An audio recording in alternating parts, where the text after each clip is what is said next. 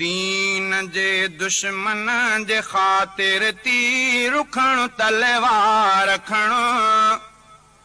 वक़्तु आयो आ मुसलमान हाणे उथो हथियार रखण दीन जे दुश्मन जे ख़ातिर तीर रखण तलवार रखण वक़्तु आयो आ मुसलमान हाणे उथो हथियार रखण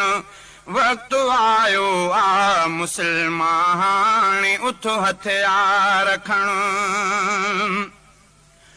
नुतफ़े अंग्रेज़ जी तख़लीक़ थी फितना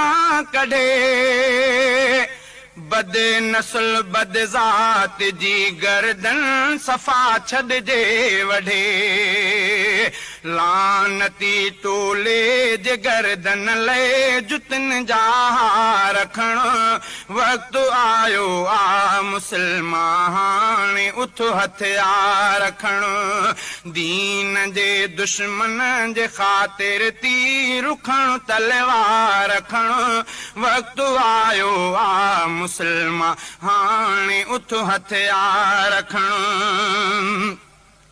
ओए बद नस्ल बद ज़ात आख़िर केरु आ सोचो